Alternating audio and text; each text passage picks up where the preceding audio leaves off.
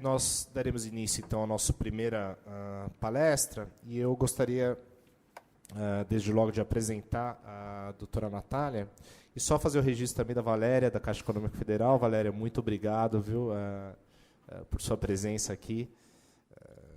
A Caixa Econômica Federal realmente é a nossa principal parceira nesses eventos. Bom, a doutora Natália Campos Martins é advogada da União, coordenadora geral de adoção e subtração internacional de crianças e adolescentes, do Departamento de Recuperação de Ativos e Cooperação Jurídica Internacional, Secretaria Nacional de Justiça, doutoranda em Direito Internacional no Centro Universidade de Brasília, mestre em Direito das Relações Internacionais pela mesma instituição. Ela participou conosco de uma obra que, quarta-feira, nós teremos a oportunidade de fazer 2 lançamentos aqui, pelo menos divulgar. Primeiro, a realização de uma obra coletiva que foi fruto de uma pesquisa realizada no último ano sobre o tema da subtração internacional de crianças, uma pesquisa financiada. Eu tive a honra de ser o coordenador dessa pesquisa, e uma honra maior ainda de ter a Natália como participante da pesquisa, e uma autora, escreveu um dos artigos, o Luiz Fabrício também, desse livro que nós anunciaremos. E também o lançamento de uma cartilha explicativa, realmente para a sociedade, para o público em geral, do que é esse tema da subtração internacional de crianças e efetivamente como agir, né? Qual é a situação do pai ou da mãe que tem um problema como esse, a quem procurar, o que fazer. Então, essa cartilha que é realmente para a sociedade, que a JuFesp produziu, até a Edna está aqui, nossa assessora, né, de imprensa, enfim, consultora geral, para essa cartilha que nós teremos a honra de, quarta-feira, mostrar. Então, sem mais delongas, Natália, eu quero agradecer realmente profundamente a sua presença e dizer que é uma honra recebê-la aqui, e você está com a palavra. Fique à vontade. Bom dia a todos. Obrigada, Bruno, obrigada, doutora Leila, por mais essa oportunidade. A escola, na figura do Dr. Nardelli, muito obrigada pelo apoio que vem sendo dado no âmbito do TRF da Terceira Região ao tema da subtração internacional de crianças. Sem sombra de dúvidas, o TRF da Terceira Região tem sido o tribunal que mais tem se engajado no fomento dessas discussões, no debate de um tema que a gente sabe que quando comparado com o volume de casos que os juízes têm ou que o tribunal tem, é um volume ainda pequeno. Então, hoje a gente está falando aí de cerca de 200 casos em trâmite nos 27 estados da jurisdição, nas 5 regiões da Justiça Federal. Isso é um número muito pouco, mas todos nós que conhecemos esses casos, e quando um deles chega à nossa vara ou chega à Autoridade Central ou Advocacia Geral da União, a gente sabe o drama familiar envolvido nessas situações. Então, eu agradeço imensamente a oportunidade de poder estar conversando sobre esse tema de novo aqui no TRF da Terceira Região, quanto à disponibilidade dos senhores aqui presentes por videoconferência de participarem desse evento. Bom, a gente já teve a oportunidade, então, o curso 101 de subtração de crianças, a gente teve a oportunidade de ter em dezembro. A ideia agora é a gente pormenorizar um pouquinho mais esses temas, e o tema que eu gostaria de conversar com vocês é um dos temas que é bastante difícil da convenção, que são os temas das exceções à obrigação de retorno. Então, quando a gente está falando... Para onde eu aponto?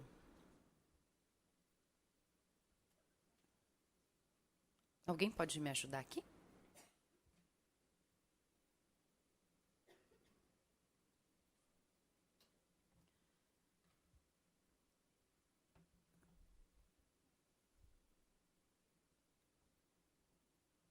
Só um minutinho, por gentileza.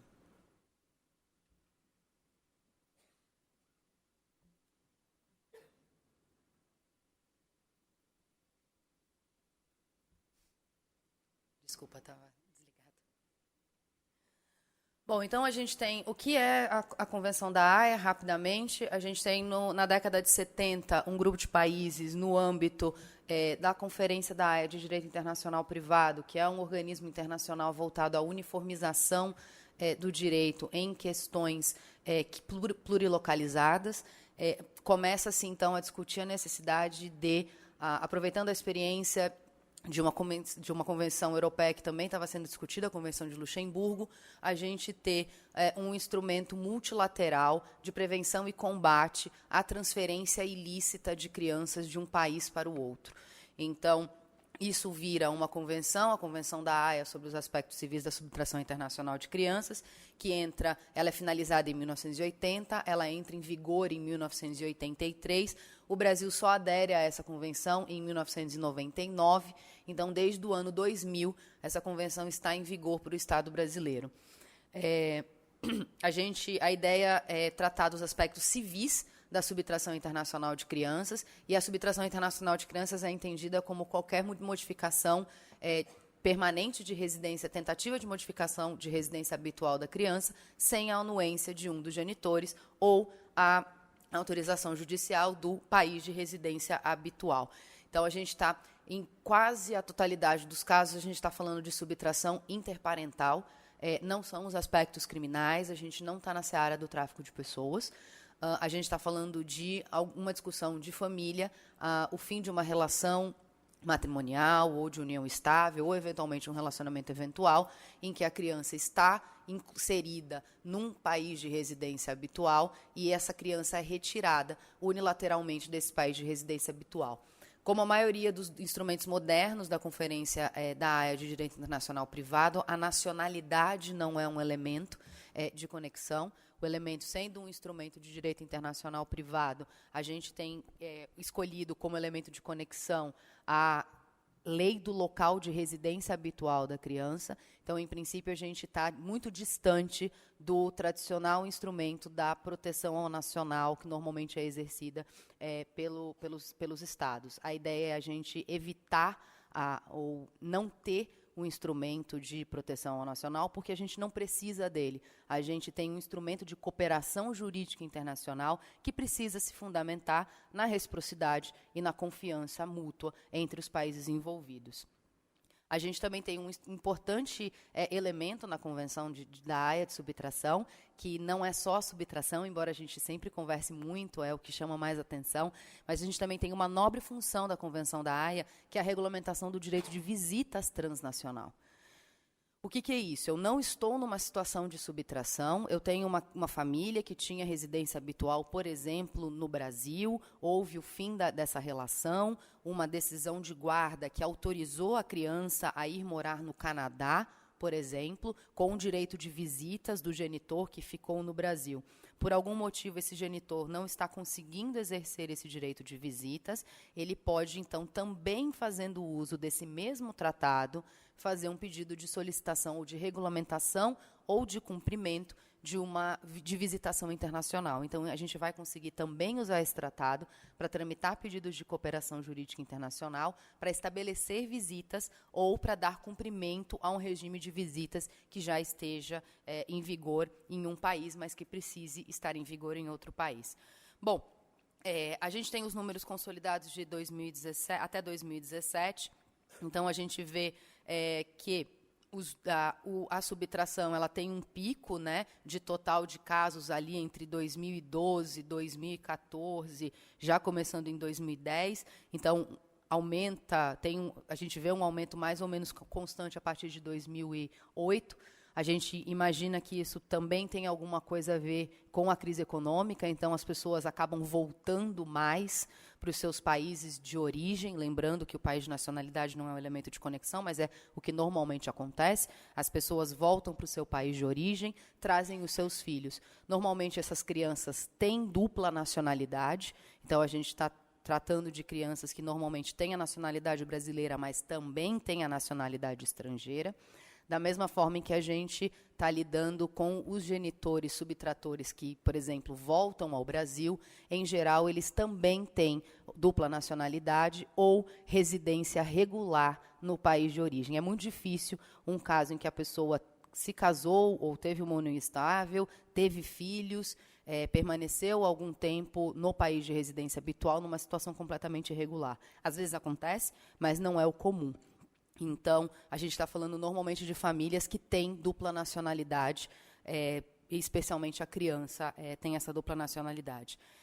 E alguma coisa que chama a atenção, a partir de 2016, então, o Brasil tradicionalmente foi um país que recebeu mais pedidos de cooperação do que enviou esses pedidos de cooperação. Então, a gente sempre recebeu muito mais demandas, a gente sempre recebeu muito mais pressão para dar cumprimento à Convenção da Haia, porque os outros países tinham mais crianças aqui do que nós tínhamos lá fora. Isso se deve muito ao ótimo sistema de prevenção à subtração internacional de crianças que a gente tem, por exemplo, com a autorização de viagem.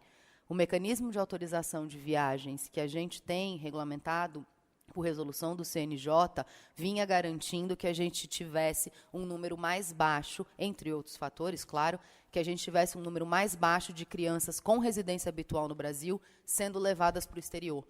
A partir do momento em que se incentiva que a autorização de viagem seja aposta ao passaporte e ela tenha a validade do período do passaporte, a gente começa a notar que isso pode estar repercutindo nesse sistema de prevenção à subtração. A gente começa a ter mais crianças sendo levadas para o exterior.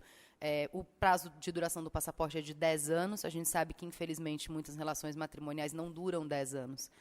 Então, a gente, em algum momento, vai precisar conversar sobre esse sistema que facilita a vida da maior parte das pessoas, que não precisam ir ao cartório todas as vezes que querem viajar com seu filho sem a companhia do outro genitor, sem dúvida, mas isso pode estar repercutindo no aumento do número dos casos de subtração. Então, em 2016, a gente passa a ter o mesmo número de casos ativos e passivos. No ano de 2017, a gente passa a ter mais casos ativos. O que isso quer dizer? Isso quer dizer que agora, mais do que nunca, o Estado brasileiro vai demandar mais o bom cumprimento da Convenção dos outros países. E, para isso, a gente precisa dar o exemplo.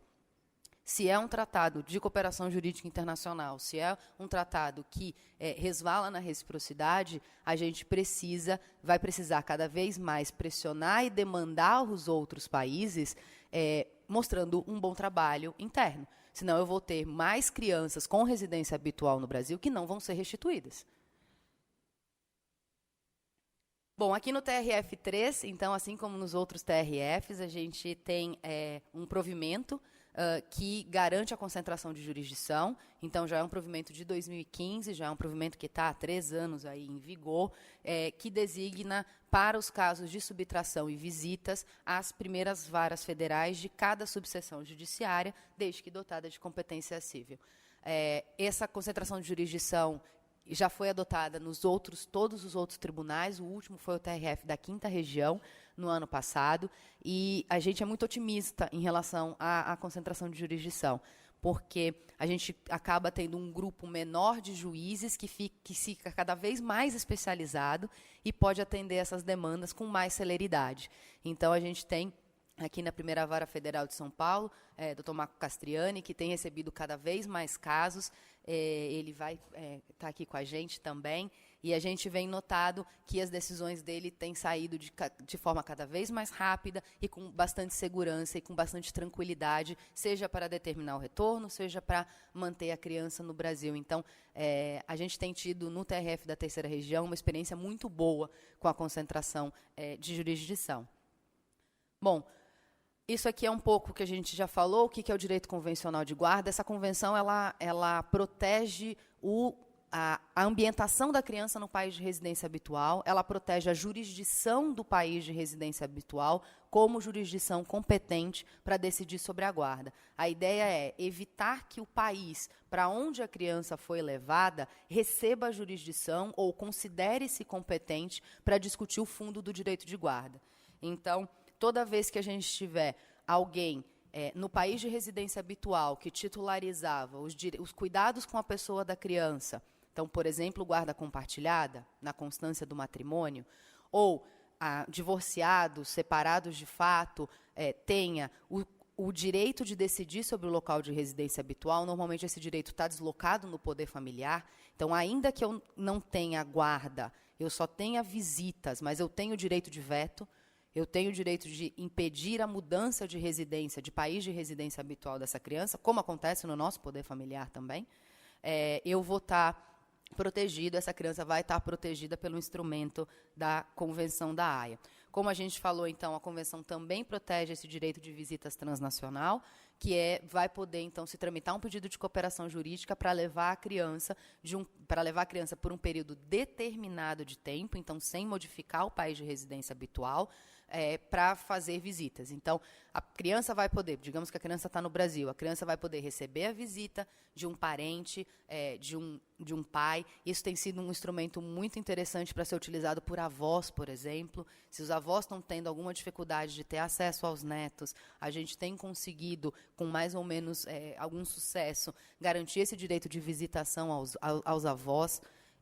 A gente conseguiria, em tese, a visita à criança que está no Brasil e, eventualmente, até levar essa criança temporariamente por um período de tempo à Disney ou mesmo ao país de residência habitual de quem está pleiteando. Isso tem sido mais difícil de conseguir na prática, porque existe o risco de subtração, mas a gente tem conseguido algumas histórias muito felizes com o direito de visitação transnacional. A gente sempre vai restituir a criança para o local de residência habitual? Não. A presunção é que a restituição para o local de residência habitual é a medida que melhor atende ao interesse da criança. Devolvê-la ao país de residência habitual, então, é a presunção relativa incluída na Convenção. Mas ela é relativa, ela não é absoluta. Então, a própria Convenção tem algumas hipóteses em que pode-se deixar de proceder à restituição da criança, e isso não vai ser um descumprimento da Convenção, desde que essas hipóteses sejam aplicadas adequadamente. Então, são hipóteses de exceção. O nosso cânone interpretativo é que elas têm um conteúdo restritivo, elas devem ser interpretadas restritivamente. A gente precisa olhar para o impacto na criança de todas essas circunstâncias e aí a gente vai poder, com segurança, com tranquilidade, eventualmente negar o retorno, desde que o país de residência habitual não tenha condições de diminuir ou de minimizar esse risco. Então, eventualmente, eu estou falando de um risco que existe, mas que no retorno da criança ele pode ser diminuído ou minimizado pelo país de origem. Por exemplo, uma medida protetiva. A criança vai receber uma medida protetiva, o genitor subtrator que quer retornar voluntariamente pode ser titular de uma medida protetiva, por exemplo, num caso de violência doméstica. Se isso se houver efetividade dessa proteção da criança, a criança pode sim ser retornada. Inclusive, essa é a recomendação. Então, bom, a gente tem essas 5 hipóteses de não restituição. A primeira hipótese de restituição é um instrumento que a gente chama no direito internacional privado de cláusula de ordem pública. A ideia é, se a gente está falando de um Estado falido, se a gente está falando de um país com dificuldades crônicas, situação de guerra,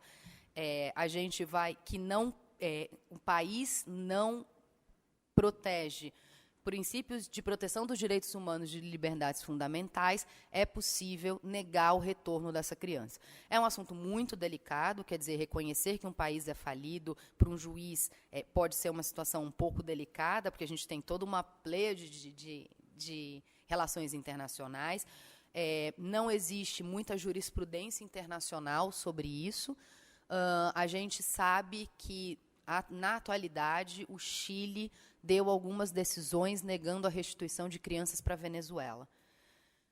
Então, eu me abstenho de fazer qualquer juízo de valor sobre isso. A aplicação do artigo 20, como eu disse, ela é bastante restrita, então são para situações de guerra, de situações de instabilidade, em que não exista meio do estado de residência habitual conseguir proteger essa criança no retorno.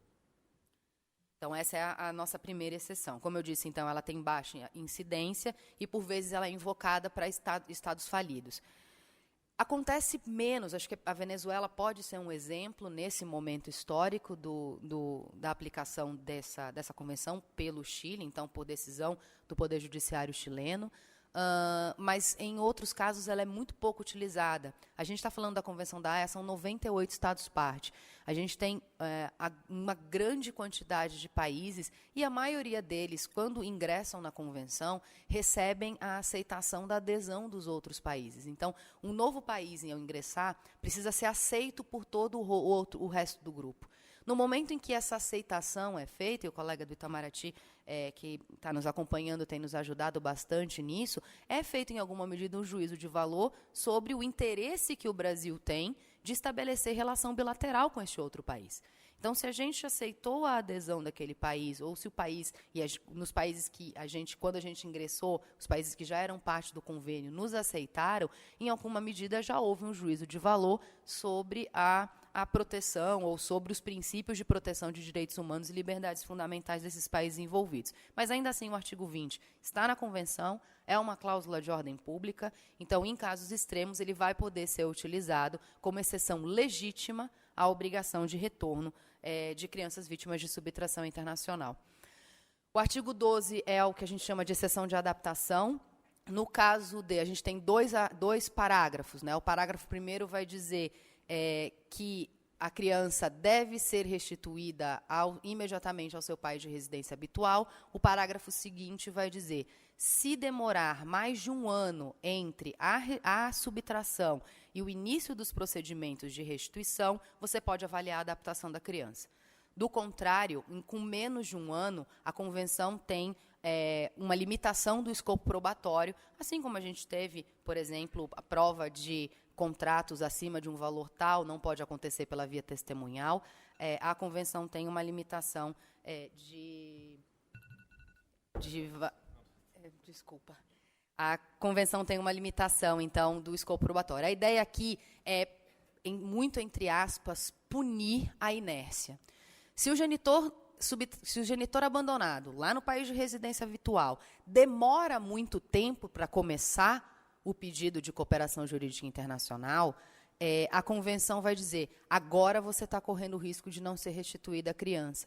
Porque se passar mais de um ano sem você ter se mexido para iniciar o pedido de cooperação jurídica internacional, você vai poder receber uma ordem de não retorno à manutenção da criança no país de refúgio, se ela estiver adaptada. Essa adaptação normalmente é comprovada por perícia, então, sempre que se demora mais de um ano, recomenda-se que seja realizada uma perícia para a adaptação da criança. Com menos de um ano, a Convenção não prevê a realização de qualquer investigação sobre a adaptação da criança. E aí, a contagem desse prazo de um ano é do início do procedimento administrativo ou judicial na Convenção. A gente já tem jurisprudência bastante consolidada no Brasil, que é a data do recebimento do pedido na Autoridade Central Brasileira. Bom, a criança sai, por exemplo, da França, vem ao Brasil para um período de férias. Acabou esse período de férias, ela não retornou para a França. Passou um ano e um dia. Se a pessoa não apresenta, se esse pedido de cooperação jurídica internacional não chegar na autoridade na Central Brasileira em até um ano, existe a possibilidade de realização de perícia para a adaptação dessa criança. Isso é mais ou menos o que diz o artigo 12. O que é o equitable tolling? Equitable tolling é um princípio que a gente vê muito mais nos países de common law, mas a gente consegue aplicar nesses casos de subtração, que são causas suspensivas ou interruptivas do período desse prazo de um ano. Se a pessoa está se ocultando, a gente não sabe o paradeiro da pessoa. Mesmo a gente sabe que a pessoa está no Brasil, mas a gente não consegue saber o paradeiro dela, a gente não tem como contar o prazo de um ano. Então, é uma causa de suspensão do prazo de um ano a ocultação da criança. Isso tem um voto do ministro Menezes Direito, lá no caso Goldman 1, quando ele ainda estava no STJ, ele foi voto vencido no caso Goldman 1, mas ele foi muito incisivo ao dizer que a gente não pode beneficiar o subtrator que logrou esconder a criança. Então, esconder a criança não pode dar uma vantagem ao subtrator, porque senão a gente estaria, em alguma medida, fazendo um incentivo judicial à subtração. O que a gente quer dizer com isso? Esse prazo de um ano vai começar a contar no momento em que o caso chegou na Autoridade Central Brasileira, desde que eu já conheça a localização da criança. Se eu não conhecer a localização da criança, porque eu preciso da localização da criança e do réu para iniciar uma demanda judicial, esse prazo de 1 ano continua em suspenso. Isso é o que diz o equitable tolling e que já foi reconhecido em várias decisões judiciais brasileiras. Bom, a terceira exceção que a gente tem é exercício efetivo do direito de guarda. É uma exceção que é também muito rara de acontecer, mas qual é a ideia? A ideia é, naquele momento em que a criança foi retirada do país de residência habitual, quem está pleiteando a subtração estava exercendo efetivamente os cuidados com a pessoa da criança ou o direito de decidir o local de residência habitual? Na constância do matrimônio, isso é o comum. Tomamos café da manhã juntos, levamos à escola, jantamos, enfim, o exercício efetivo ele é quase presumido na constância do matrimônio. Ninguém tira foto com o jornal todo dia para dizer hoje, dia 24 de setembro, levei meu filho à escola. As selfies estão cada vez mais comuns e fotografias, e a gente consegue, e as pessoas estão, enfim, se mostrando mais ao mundo. O exercício efetivo ele vai ser muito relevante quando a gente, por exemplo, tem casos de pessoas divorciadas, em que uma delas vai alegar que, apesar da minha ex-mulher ter direito de visitas, ela não exercia, porque ela já tinha se mudado para as Filipinas, por exemplo. Então, assim, o exercício efetivo é estar com a criança, é participar da vida da criança durante as visitas, se você só tem visitas, ou com a custódia compartilhada. Um caso muito, mais ou menos claro de exercício efetivo, para você ver a raridade da gente aplicar essa exceção adequadamente, foi um pedido da Argentina, há muitos anos atrás, que a gente recebeu, em que o pai estava preso antes da subtração da criança, e ele continuaria preso, mesmo que a criança fosse restituída. Ele estava preso por um outro crime. Ainda assim, ele fez o pedido de restituição. Esse pedido de restituição não prosperou exatamente por conta da ausência do requisito de exercício efetivo. Então, ele efetivamente, no momento da subtração, é uma fotografia do momento da subtração, ele não estava exercendo o direito.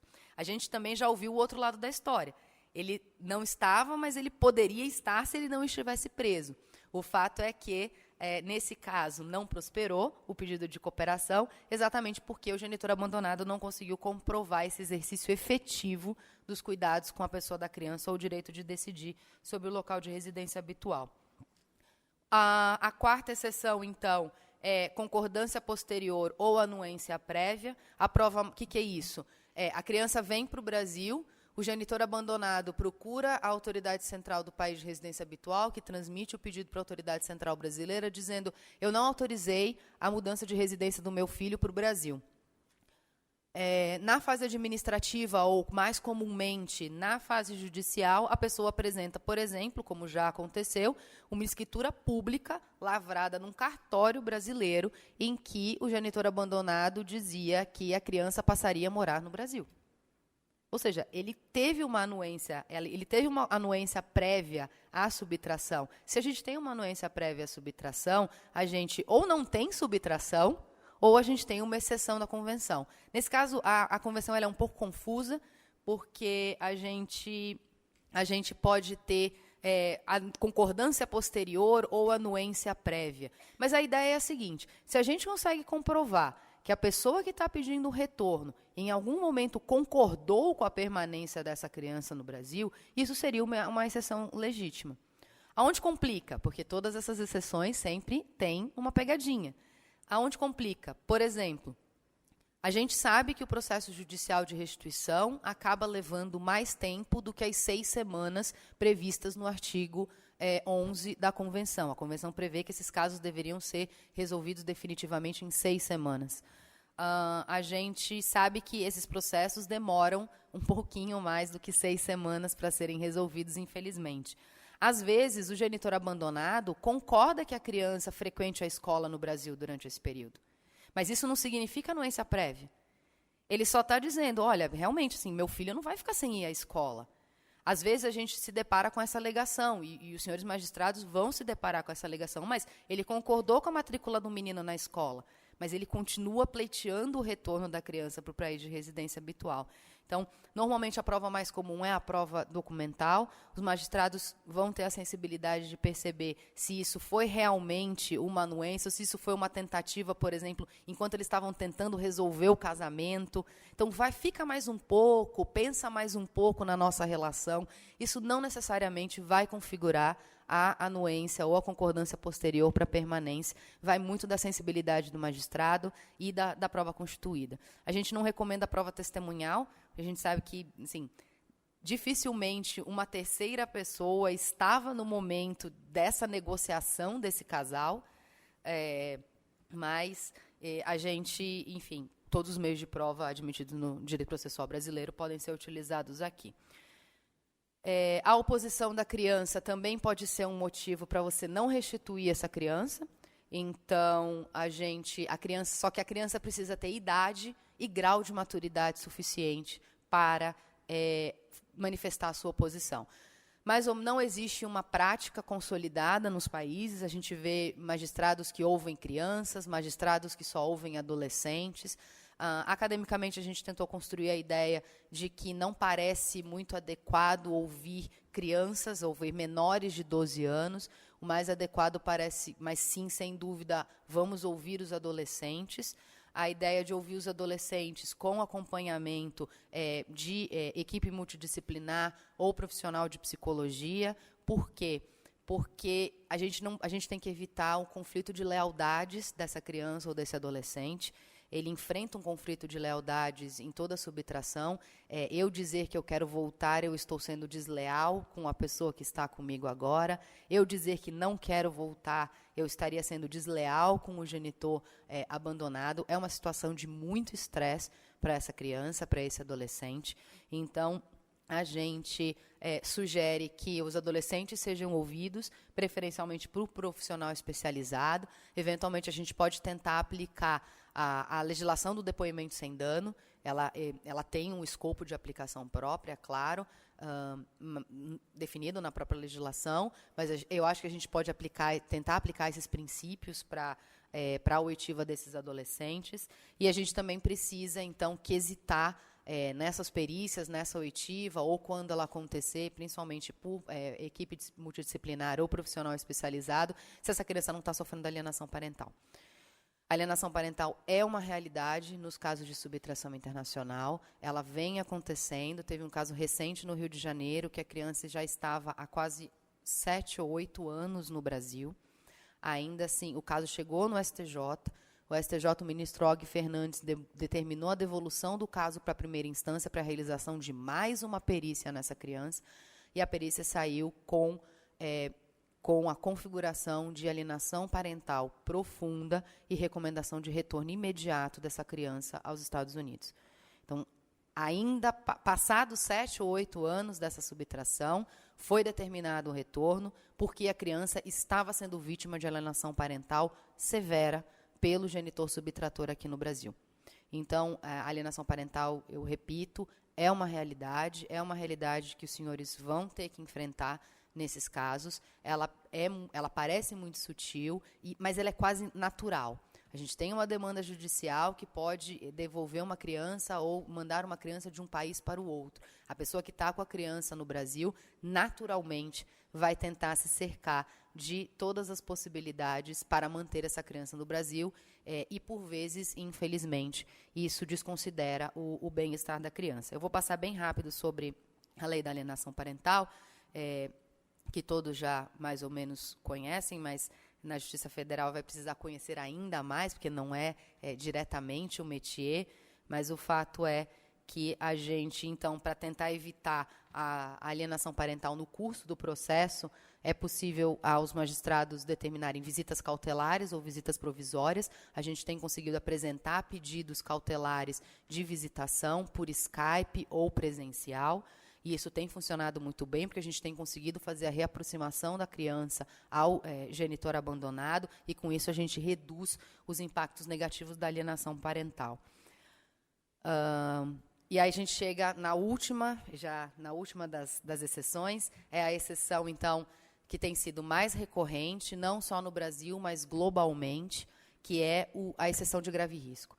A exceção de grave risco vai dizer que a criança pode deixar de ser retornada, então é possível retornar uma criança, ainda que configurada a exceção, mas se configurada a exceção, ela pode deixar de ser, a criança pode deixar de ser retornada se for provado pela pessoa que se opõe ao retorno, o ônus da prova é exclusivamente do subtrator, que existe um risco grave de a criança, no seu retorno, ficar sujeita a perigos de ordem física, psíquica ou de qualquer outro modo situação intolerável. Como todo tratado é uma linguagem bastante vaga, a linguagem vaga é o que permite a adesão de um grande número de países, por isso a gente precisa pormenorizar essa linguagem, e isso vai sendo feito tanto na jurisprudência internacional, que a gente tem publicado no banco de dados da Conferência da Haia, quanto, por exemplo, por documentos que vão sendo emitidos depois da convenção pelo grupo de países que compõem esse tratado e que compõem a Conferência da Haia. Então, são conclusões e recomendações das reuniões das comissões especiais, que acontecem mais ou menos a cada 5 anos, e guias de boas práticas. Eles não são de caráter mandatório, então eles não são de segmento obrigatório, mas a ideia é que eles compartilham boas práticas que os países adotam, sempre na tentativa de aplicação e interpretação uniforme desse mesmo instrumento por todos os países envolvidos. Então, a gente está falando de grave risco de dano físico, psíquico ou situação intolerável. Para a criança, no texto da convenção, o risco deve ser exclusivo à criança, risco a outros membros da família, risco a terceiros. Ele não está diretamente incluído no texto da convenção. Ele vai poder ter interface, por exemplo, violência doméstica, ou questões migratórias, procedimentos criminais no país estrangeiro contra o genitor subtrator. Eles vão ter uma relação, mas eles não estão diretamente incluídos no texto da convenção. Então, para a criança, que devem ser provados exclusivamente pelo genitor subtrator e em seu retorno. Então, é uma visão prospectiva. Não seriam os eventos que motivaram o retorno, mas sim o que vai acontecer com a criança caso ela seja retornada. E a inviabilidade desse país de residência habitual de mitigar ou eliminar esses riscos se a criança for retornada. Bom, a gente não pode presumir riscos, não existe a presunção de risco à criança, a gente precisa avaliar o risco à criança de forma concreta. Nisso, as perícias também ajudam bastante, então, pesquisar se em seu retorno a criança vai estar sujeita a algum dessas 3 dificuldades, risco de dano físico, risco de dano psíquico, situação intolerável, e que o estado de residência habitual não tem condições de minimizar ou diminuir esse risco. Como é que eu vou saber se o país de residência habitual não tem condições de minimizar ou reduzir esse risco? O parágrafo 3º do 13 vai dizer: magistrado do local do estado de refúgio, magistrado que está analisando o caso de subtração, se tiverem disponíveis, o país de residência habitual pode disponibilizar relatórios sociais da criança, ou relatórios do que pode acontecer, informações sobre qual a disponibilidade de assistência jurídica no país de residência habitual, de assistência financeira, de medidas protetivas, por exemplo, contra a violência doméstica, contra a violência contra a criança. Então, a cooperação jurídica internacional, ela trabalha no seu mais alto grau na obtenção dessas informações, sempre que possível, sempre que o outro país também puder disponibilizar essas informações, para que a gente consiga juntar o maior número de informações para dar ao juiz a possibilidade de decidir com segurança. Então, eu posso adotar uma medida protetiva, que essa medida protetiva vai valer na França? Calma. A gente precisa consultar a França e tentar colocar essa medida protetiva em vigor na França, de preferência antes da entrada da criança. Isso a gente vai fazer com o exequatur, isso a gente vai fazer com outros pedidos de cooperação. Mas é possível obter informações mais ou menos precisas sobre o que vai acontecer. Então, antes de determinar o retorno, eu quero ter certeza disso, disso e disso. Então, antes de determinar o retorno, a gente vai precisar conversar entre as autoridades centrais, sempre a pedido do Poder Judiciário brasileiro, para conseguir todas as informações que sejam necessárias para que o juiz possa decidir com segurança. Então, a gente tem conseguido, em alguma medida, utilizar esse artigo, artigo 13, parágrafo 3º, para fazer a troca dessas informações de natureza social. O que não pode acontecer, e que, por vezes, infelizmente acontece e causa muitos transtornos, é a gente presumir que a decisão, o juiz, o magistrado, presumir que tudo que ele incluir na decisão dele vai valer automaticamente no outro país. E isso não acontece. Então, a gente precisa tomar muito cuidado com isso, porque salvaguardas, condições para o retorno seguro, elas vão poder ser incluídas dentro de um certo limite, mas a gente precisa testá-las antes de ordenar esse retorno, para a gente não correr o risco de criar a expectativa de que, por exemplo, a criança vai ficar na custódia da mãe até 2024. Chega na França, essa custódia é modificada imediatamente. Ele é o país de residência habitual, ele é a jurisdição competente para a guarda. Então, é importante a gente pensar em condições para o retorno seguro dessa criança, mas a gente precisa testar essas condições, porque não há uma presunção de validade e de cumprimento imediato nos outros países. A gente vai depender de mecanismos específicos de cooperação jurídica internacional. Bom, o artigo 18 ele trabalha junto com outros artigos de exceção, então, ainda que comprovadas cabalmente alguma das normas de exceção, é possível determinar o retorno da criança. É aqui, mais ou menos, que vão entrar essas condições para o retorno seguro, essas salvaguardas. O juiz está convencido de que, mesmo que eu tenha tido alguma daquelas exceções, a criança pode ser retornada para o país de residência habitual, que ela vai receber a proteção necessária para que se previna esse risco, para que se melhore essa situação. Bom, então a gente já falou um pouquinho sobre isso, e aí eu termino, então, dizendo onde é que a gente tem jurisprudência. No Brasil, o acesso à jurisprudência é um pouco mais limitado, porque normalmente esses casos são classificados como sigilosos ou segredo de justiça. O fato é que a gente tem um banco de dados muito bacana, organizado pela Conferência da Haia de Direito Internacional Privado, que se chama INCADAT. Está aqui o endereço. A gente consegue, ele foi completamente reformulado agora para os 125 anos da Conferência da Haia. Então, a gente consegue fazer pesquisa com os mais diferentes argumentos de busca. Qual é o país que está decidindo, qual é o país de residência habitual, qual é o ano do caso, qual é a corte que decidiu. Quer dizer, se é um país de common law, se é um país de civil law, se é um país com o qual a gente também tem um caso, para a gente entender como é que funciona a reciprocidade. E, mais importante, ele tem como argumento de pesquisa qualquer um dos artigos da Convenção. Então, se a gente tiver alguma dúvida sobre direito convencional de guarda, sobre artigo 18, sobre artigo 20 ou artigo 13, alguma das exceções, e mesmo sobre o que é visitas internacional, a gente consegue colocar qualquer um desses artigos da Convenção como argumento de pesquisa, e a gente vai ler todas as decisões judiciais que os Estados parte da Convenção alimentaram esse banco de dados. Então, ela é a ferramenta mais segura hoje e a mais abrangente de acesso a decisões judiciais. Eu agradeço, me despeço por aqui. Passei um pouquinho do tempo, mas as exceções são sempre difíceis. Desculpa, Fabrício. E a gente está à disposição para, ao final, a gente receber as perguntas. Eu estou também à disposição, aqui estão os meus e-mails.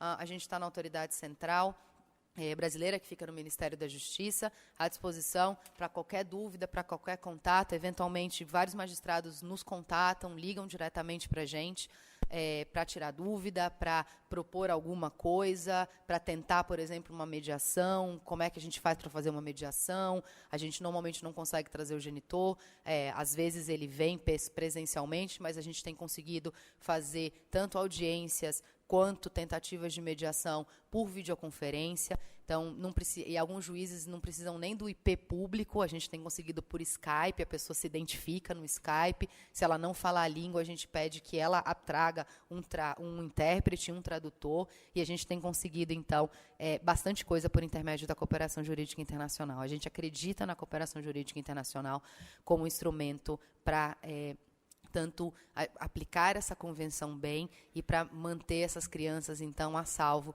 da subtração internacional. Eu agradeço mais uma vez a oportunidade e fico à disposição.